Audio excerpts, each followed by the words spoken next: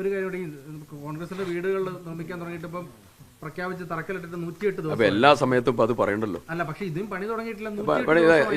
ഞങ്ങൾക്ക് അതിന്റെ ലേ ഔട്ട് ഡിസൈനിങ്ങിന്റെ ഏറ്റവും പ്രധാനപ്പെട്ട ഘട്ടം കഴിഞ്ഞു. ഇനി പഞ്ചായത്തിന് അതിന്റെ ഇപ്പം ജില്ലാ ടൗൺ പ്ലാനർ അടുത്തുനിന്ന് അത് ക്ലിയർ ചെയ്ത് പഞ്ചായത്തിലേക്ക് പോയിട്ടുണ്ട്. ഇനി പഞ്ചായത്തിന് അത് കിട്ടിക്കഴിഞ്ഞാൽ പിറ്റേന്ന് തുടങ്ങും. അല്ല, ഇപ്പൊ പഞ്ചായത്തിന്റെ ഡേറ്റ് പറയേണ്ടത് ഞാനല്ല. പഞ്ചായത്തിന്റെ ഡേറ്റ് പറയേണ്ടത് ഞാനല്ല. അതിൽ വേറെ കൺഫ്യൂഷൻ ഇല്ല. തുടങ്ങി കഴിഞ്ഞ് നമുക്ക് ഗംഭീരമായിട്ട് ഒന്ന് കാണും ചെയ്യാം. ഈ ദുരന്തബാധിതരുടെ വായ്പയുമായി ബന്ധപ്പെട്ട് ഇപ്പോൾ കളക്ടറേറ്റ് അതുമായി ബന്ധപ്പെട്ട് ലിസ്റ്റിലുള്ളവരുടെ ആൾക്കാരെ മാത്രമേ വിളിച്ചിട്ടുള്ളൂ. ബാക്കി ഇപ്പോൾ അതിജീവന പദ്ധതി ലഭിക്കുന്നവർ അവരൊന്നും വിളിച്ചിട്ടില്ല എന്ന് ദുരിതബാധിതർ തന്നെ പരാതി പറഞ്ഞു. ആ പരാതി സീരിയസ് ആണ്. ആ പരാതി ഗൗരവത്തോടു കൂടി സംസ്ഥാന സർക്കാർ കണ്ടിട്ടുണ്ട്. ബഡ്ജറ്റ് കഴിഞ്ഞാൽ ഉടനെ ഇത് സംബന്ധിച്ചതായിരിക്കുന്ന പൂർണ്ണമായിട്ടുള്ള നടപടികൾ സംസ്ഥാന സർക്കാർ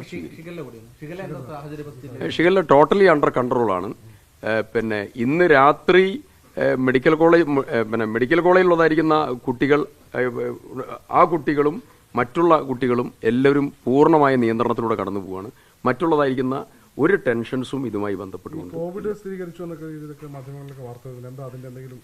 ഇല്ല. എനിക്ക് കോവിഡുമായിട്ട് ബന്ധപ്പെട്ടതായിരിക്കുന്ന വിവരങ്ങൾ ജില്ലയിൽ നമ്മുടെ ജില്ലയിൽ അങ്ങനെ അങ്ങനെ ഒരു സ്ഥിരീകരണം എനിക്ക് വന്നിട്ടില്ല. എന്റെ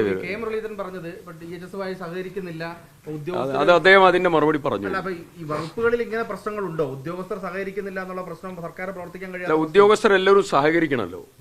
ഉദ്യോഗസ്ഥരെല്ലാവരും സഹകരിക്കണം. സഹകരിക്കുന്നില്ല എന്ന് വകുപ്പ് മന്ത്രി പറഞ്ഞാൽ അതൊരു പ്രശ്നമാണ്. അതിനവിടെ മൂവ് ചെയ്യാനുള്ളതായിരിക്കുന്ന മെക്കാനിസം ഉണ്ടാക്കും. അത് സംസ്ഥാന സർക്കാരിന്റെ ബാധ്യതയാണ്. അതിനുള്ള മറുപടിയൊക്കെ അദ്ദേഹം പറഞ്ഞു.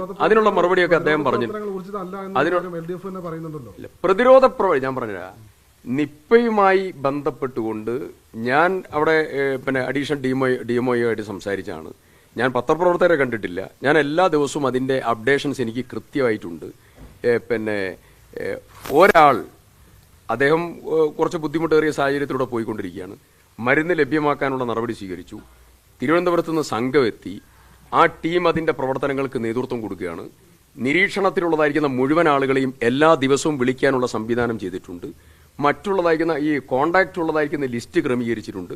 എല്ലാ നടപടിയും സ്വീകരിച്ച് ഇത് ഞാനൊരു കാര്യം പറയാം, മന്ത്രിയോ അല്ലെങ്കിൽ രാഷ്ട്രീയ നേതൃത്വമോ കൈകാര്യം ചെയ്യേണ്ടതല്ല. അതിൽ ഏകോപനം നടത്തേണ്ട ആളുകളാണ് മന്ത്രിമാരും ഗവൺമെന്റും രാഷ്ട്രീയ നേതൃത്വവും ഒക്കെ. അത് ചെയ്യേണ്ടത് പിന്നെ വൈദ്യശാസ്ത്ര മേഖലയിലെ ഏറ്റവും പ്രാഗൽഭ്യമുള്ള ടീമാണ്. അവർ ആ ദൗത്യം നന്നായി നിർവഹിക്കുന്നുണ്ട്. കേരളത്തിലെ ടീം ഒരു കാരണവശാലും പ്രശ്നം മന്ത്രി തന്നെ പറയുകയാണ്, ഉദ്യോഗസ്ഥരെ കൊണ്ട് ഏകോപനം ചെയ്യിക്കുന്നില്ല, അവിടെ പ്രശ്നം ഉണ്ടാക്കുന്നു. അപ്പൊ എങ്ങനെ ഫംഗ്ഷൻ ചെയ്യാൻ പറ്റും? ഇല്ലല്ല, സർക്കാരിന് മുമ്പിൽ അങ്ങനെ ഫംഗ്ഷൻ ചെയ്യാത്ത പ്രശ്നമില്ല. അപ്പൊ എല്ലാ കാര്യങ്ങളും ചെയ്തല്ലോ. നിപ്പയുമായി ബന്ധപ്പെട്ടുകൊണ്ടുള്ള എല്ലാ കാര്യങ്ങളും ചെയ്തല്ലോ. എല്ലാ സ്റ്റെപ്സും കൊടുത്തു. ഈ ഷിഗല്ലയെ ബന്ധപ്പെട്ട് പല കാര്യങ്ങളും ഞങ്ങൾ ഡിഎംഒയായിട്ട് ബന്ധപ്പെടുമ്പോൾ കൃത്യമായിട്ട് അവർ ഞങ്ങൾക്കൊരു മറുപടി തരുന്നില്ല എന്നുള്ളൊരു വിഷയമുണ്ട്. അതിൽ മന്ത്രിതലത്തിൽ എപ്പോഴും മറുപടി ഉണ്ടാവുന്നതാണ് അവർ പറയാറ്. അങ്ങനെ എന്തെങ്കിലും ഒരു ഇടപെടൽ നടത്താൻ പറ്റുമോ? നിങ്ങൾക്ക് ആവശ്യമുള്ളതായിരിക്കുന്ന, നിങ്ങൾക്ക് തരാൻ പറ്റുന്നതായിരിക്കുന്ന കാര്യങ്ങൾ തരണം എന്നുള്ളത് അവരോട് പറയാം. ഒരു കുഴപ്പമില്ല.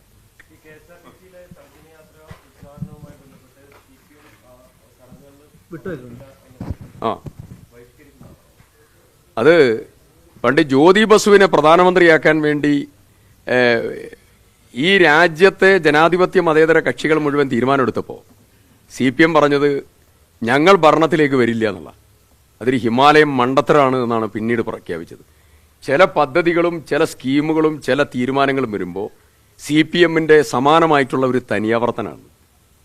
ഇത് സ്ത്രീകളുടെ സാമ്പത്തിക ശാക്തീകരണത്തിന്റെ പദ്ധതിയാണ്. അവരെ ചേർത്ത് നിർത്തുന്ന പദ്ധതിയാണ്. ഈ പദ്ധതി കേരളത്തിലെ പൊതുസമൂഹം മുഴുവൻ അത് ഏറ്റെടുക്കും. അതിന്റെ തുടക്കം നാളെ കുറിക്കുക.